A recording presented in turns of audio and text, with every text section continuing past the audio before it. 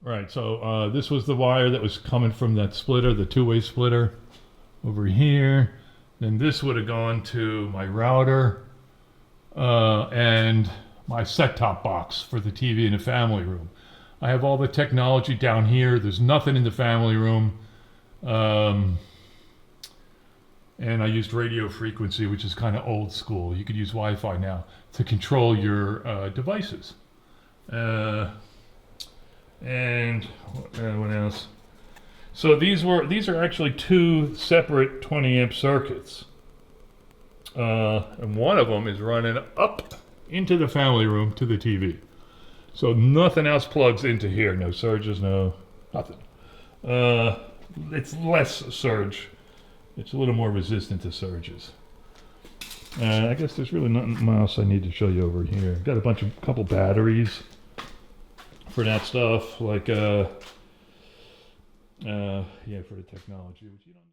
Yeah, and like I said, there's no appliances or anything here. No set-top box, no surround sound system. I used to have a surround sound system. I sold it off, but that was in the basement too.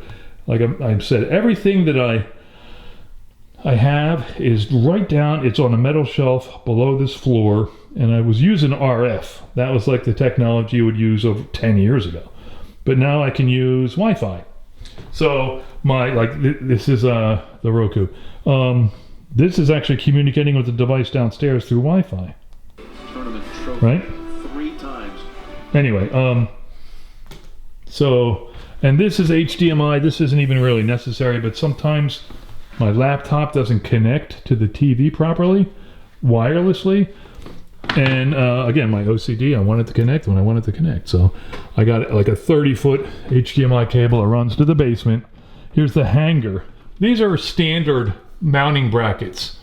They call it VESA standard, or VESA, V-E-S-A. It's an acronym for something, video, electronic, I don't know what.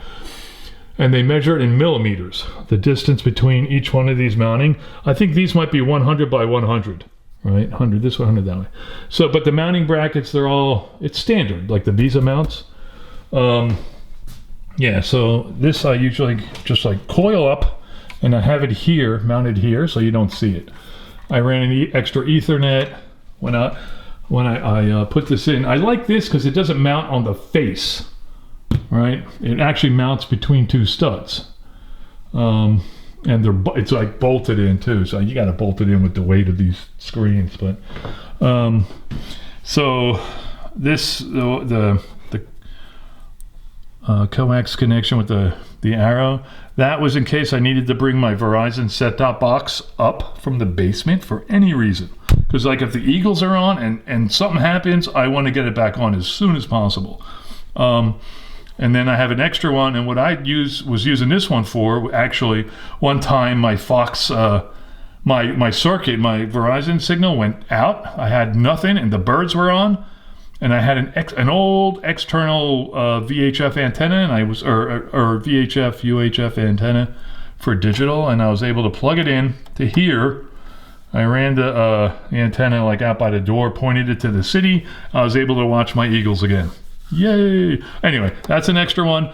And that blue one's Ethernet. The white one behind next to it is Ethernet. They're two different segments. That's why they're different colors. And this is another segment. Again, my OCD. I never had enough Ethernet, but now everything works fine on Wi-Fi. I just ran the extra lines up in here. Since I was pulling cables anyway, pull up an extra one. Why not? And earlier I mentioned an independent 20 amp circuit. Those two circuits that went down to the technology area underneath this floor. This is the 20 amp circuit for the TV. I'm actually going to get a UPS, try to get a UPS, a small one, and Velcro it to the back of this.